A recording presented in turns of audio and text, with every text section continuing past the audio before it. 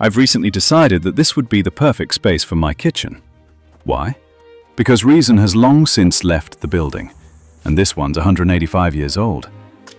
In this video, we're going to build a large, magnificent, wildly unnecessary fireplace to house my oven, using time-honored traditional methods handed down from generations of the Dodgy brothers.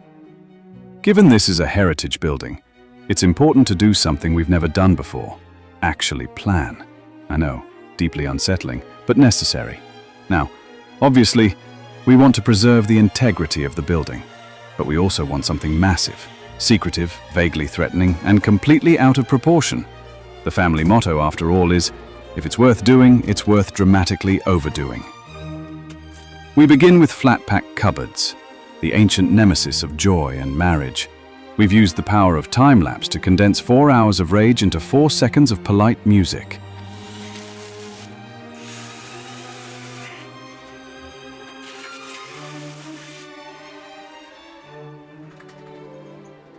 These cupboards will form the fireplace posts, while a timber frame will carry all the weight, much like a single mum on grocery day, but with no screaming children and slightly fewer screwdrivers.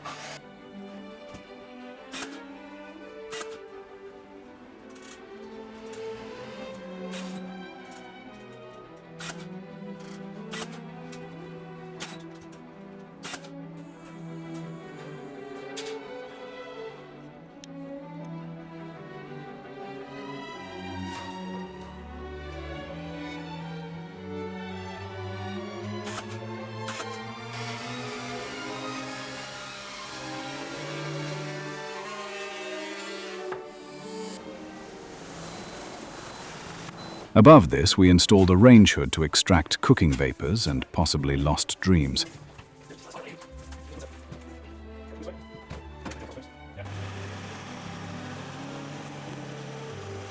Naturally, we won't be doing this in a straight line. We'll build an arched opening because we're half Italian.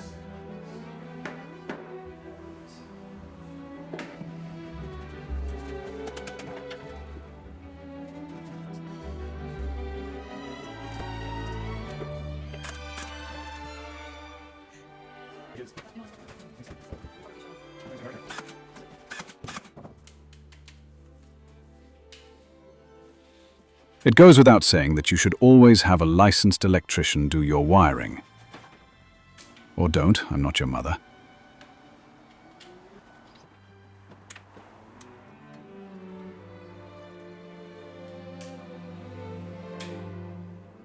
We've convinced some plywood to bend into an arch. Arches are excellent at hiding measurement crimes. They are the balaclavas of carpentry.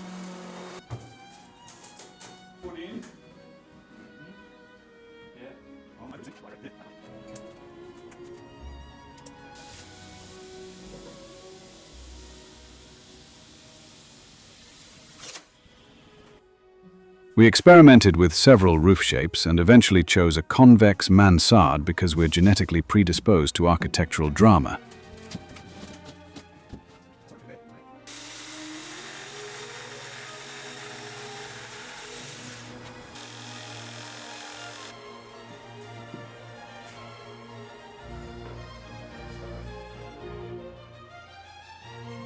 Originally, the plan was to tile inside the arch. Then, somewhere between caffeine and madness, we thought, why not bricks?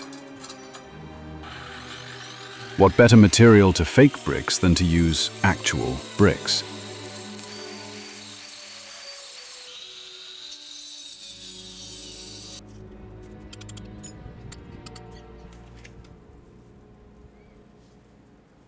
This was a laborious process, gluing them one by one, waiting for them to dry, staring into the middle distance and questioning our life choices.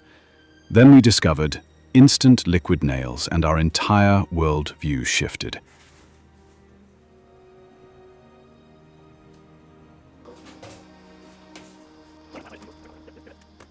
We added some steam plywood over the rangehood. At this point, the structure is about 60% curved plywood and 40% misplaced confidence.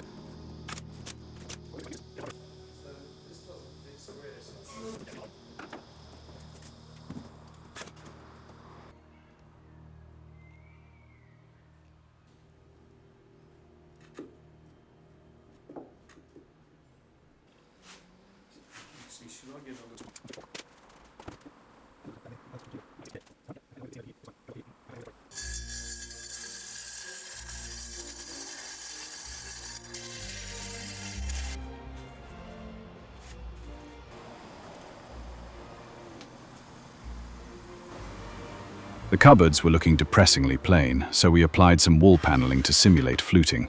This, combined with some corbels and moldings, helps disguise their true identity. And my pasta.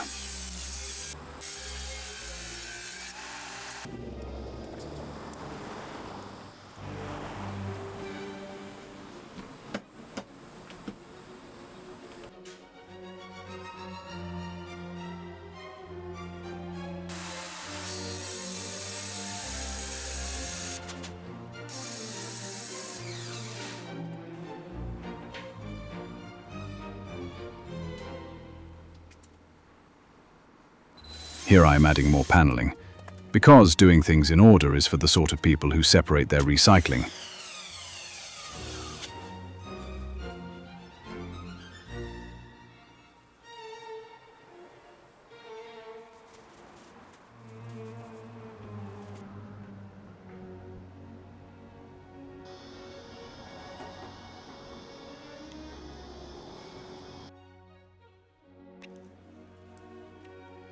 We bricked up the inside of the arch we had constructed. The bricks are held on with a strong combination of instant nails and hopes and dreams.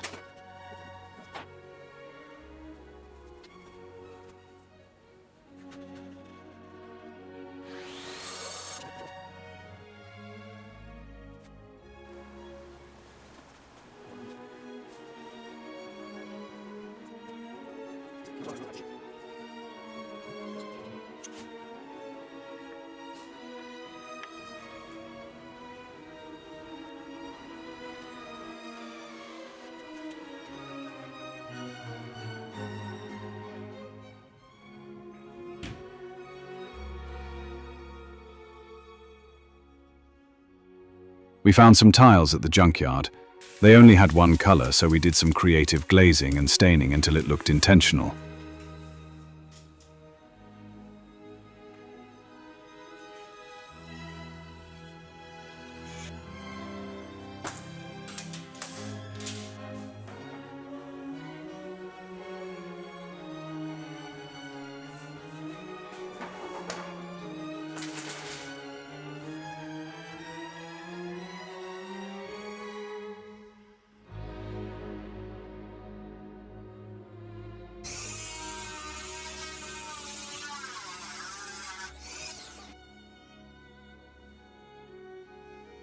It turns out, the easiest way to tile is to do it on a table and then stick the entire thing on the wall in one go. No one can stop you.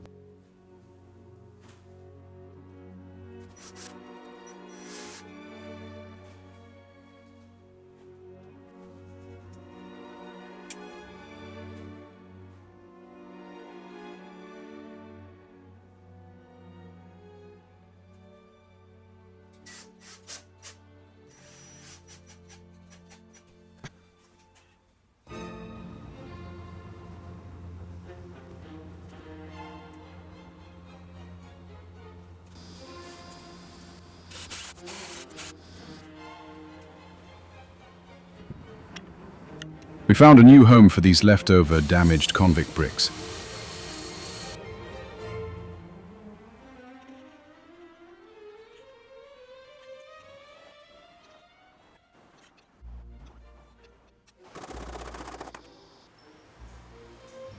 Then, naturally, we abandon that again and return to the cupboards, because we have the attention span of a... Wait, is that a possum?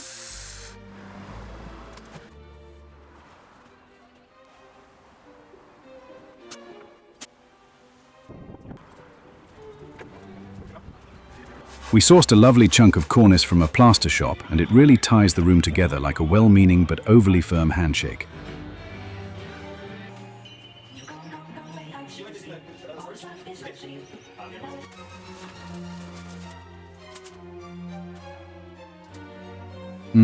Grout. Yum.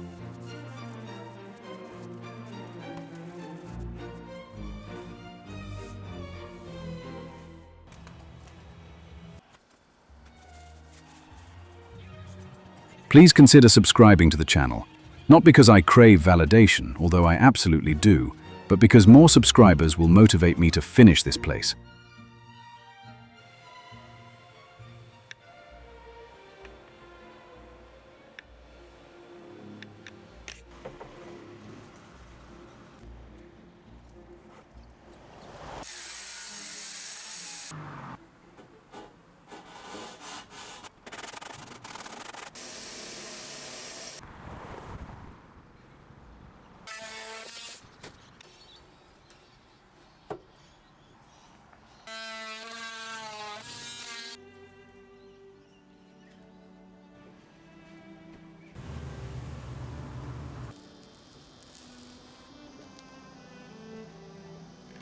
Naturally, it was time to add a pediment to the fireplace, because it wasn't quite large enough yet. And some secret doors for snacks, potions, or the ghosts of unfinished DIY projects.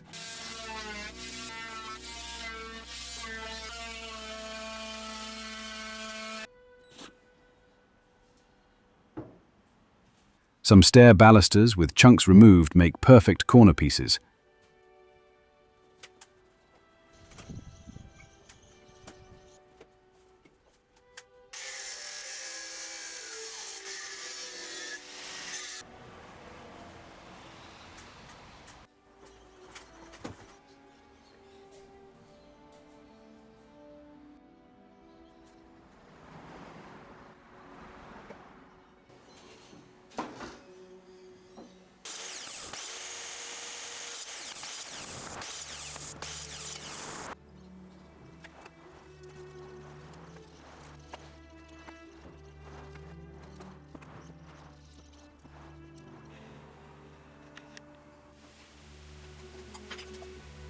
We added our lion mascot, because every fireplace deserves a small heraldic threat.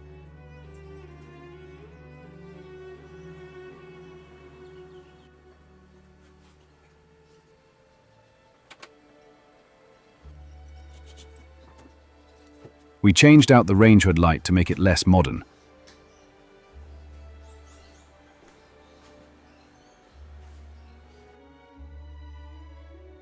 We also tried routing some fancy grooves. That failed. So we steamed our own moldings instead, because that's a sentence normal people say.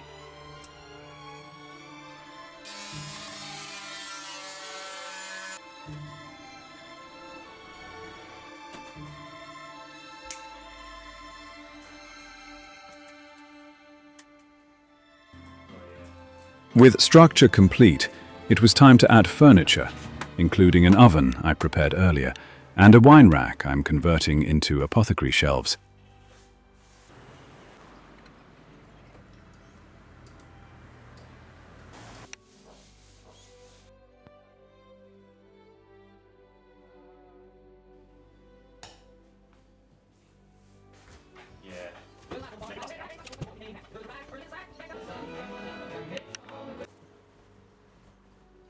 The bench tops are Tasmanian maple, sealed with food-safe beeswax. Add to taste.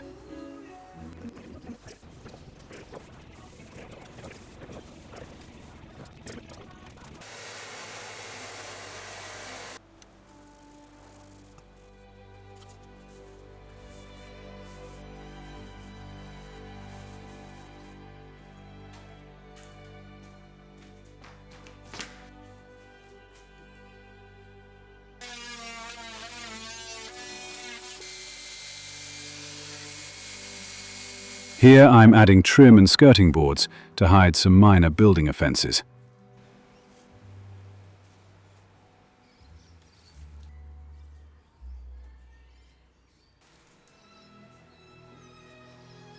I take my secret pasta storage very seriously.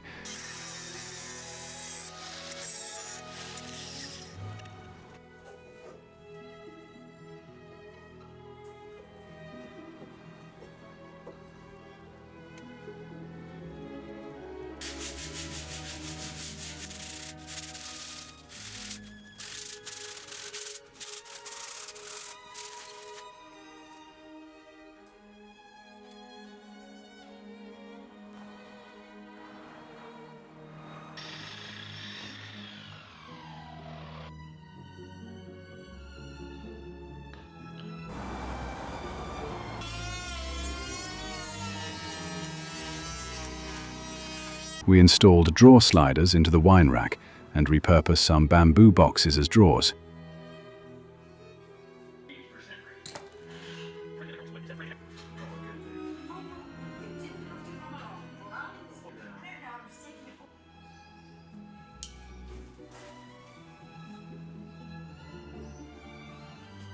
Fronted with pine squares, stained and adorned with gold labels and handles that are definitely not from cheap online stores.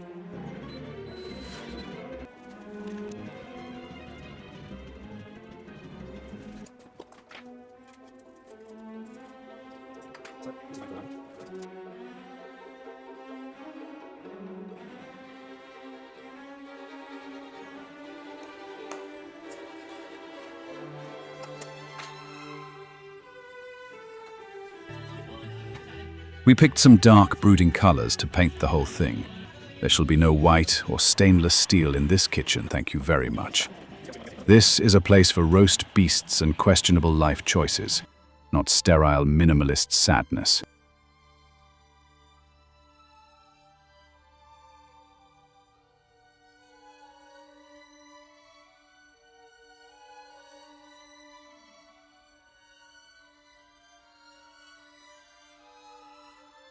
We painted the mansard with real copper paint, because we want the fireplace to age like a Hollywood star on a budget.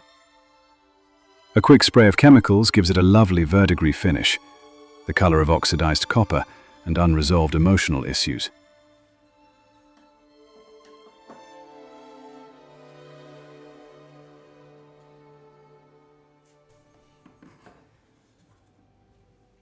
We added the final touches, and that's it. That'll do, pig. That'll do.